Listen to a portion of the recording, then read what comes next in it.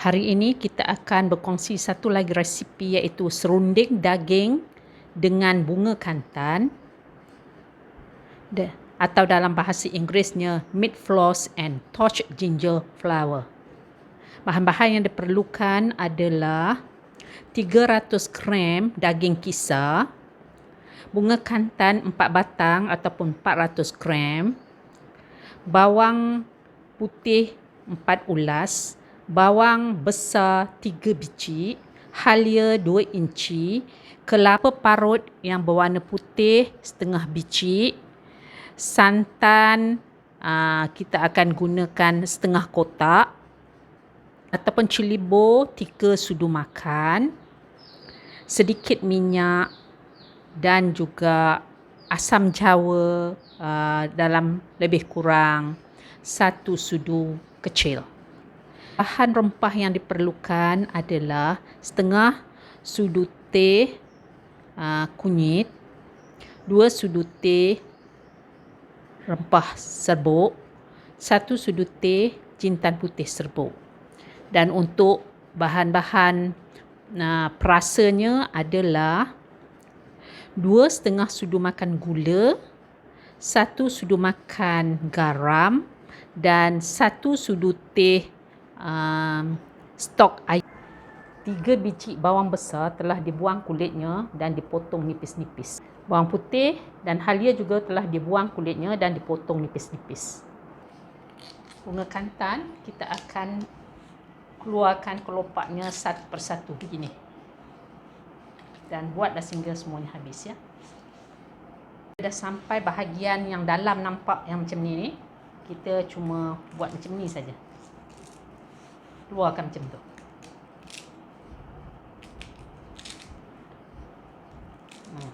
Buatlah sehingga habis, ya. Kelopak bunga kantan ini kita akan hiris nipis-nipis, manakala bahagian yang dalamnya dia akan begini, ya. Macam ni saja kita biarkan. Jadi bahagian yang paling dalam tadi ini kita akan potong macam ni lah, dan kita akan kisar dia, ya, bersama dengan kita punya kelapa parut nanti. Manakala kelopak ni kita akan potong begini, memanjang.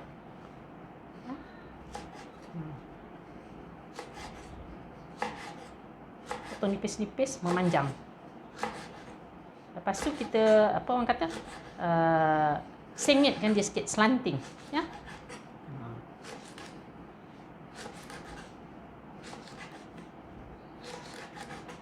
Dan kita ulang-ulanglah sehingga semuanya habis kita buat, ya.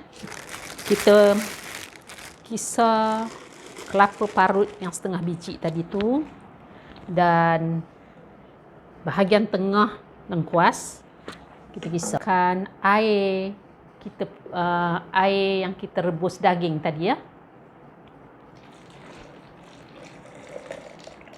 Kita akan kisar, ya.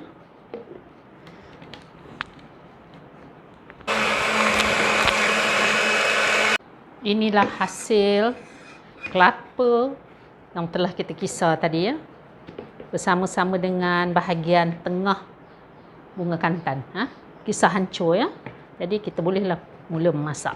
Kawan-kawan, bahagian yang hitam-hitam ni adalah disebabkan bila kita menggoreng, kita ketuk-ketuk sudip kita, jadi itulah dia jadi dented macam tu, ya. Kuali saya ni dah berumur 34 tahun, ya. Jadi mula-mula kita masukkan kelapa yang telah kita kisar tadi. Sekarang kita masukkan cili bor. Kalau nak pedas, bubur banyaklah. Masukkan kunyit, jintan putih, serbuk rempah, bawang besar 3 biji tadi, ya.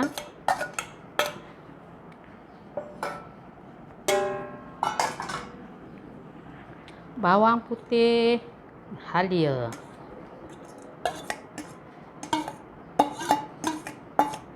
asam jawa paste ya, 1 sudu.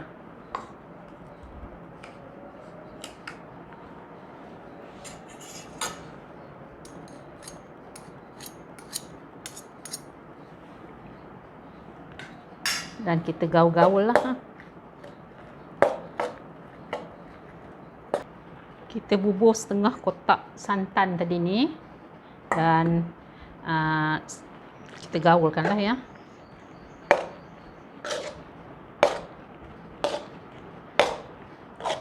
Dan saya campurkan lebih kurang 100 ml air biasa lah ya.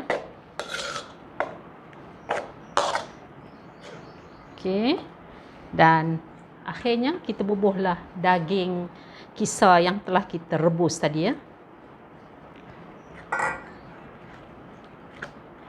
Okey, kita akan masak dulu.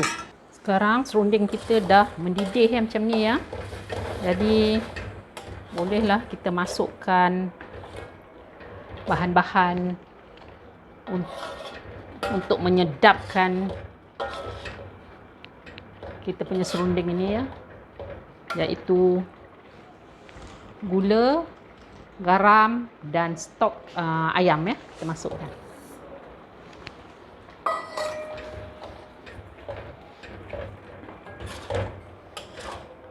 Dan kita biarlah serunding kita ini merenih sehingga dagingnya betul-betul empuk sebelum kita masukkan bunga kantan ya. Serunding dah jadi macam ni ya. Air dia dah bertambah sejat. Lebih kurang 30 minit daripada mula kita masak tadi. Jadi bolehlah kita campurkan dengan kita punya bunga kantan.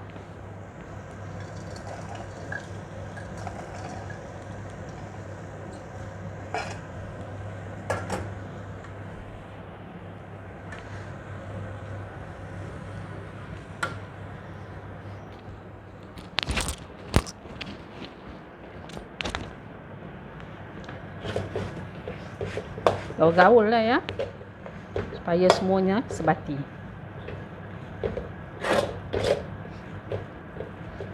Dan kita boleh nampak sekarang minyak pun dah ada keluar dah ya. Masa tu lah kita baru campur bunga kantan kita.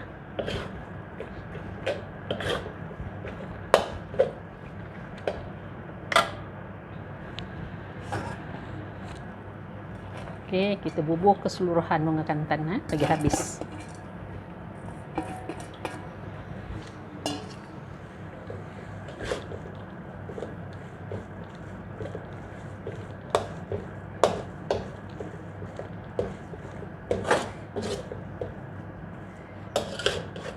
Masa kawan-kawan kacau tu kan, dalam masa kita kacau, kita macam ni jugalah kita buat. Kita tekankan juga ya. Jangan kacau je, dia kena kacau dan tekan macam ni. Kacau lagi. Supaya semuanya sebati ya.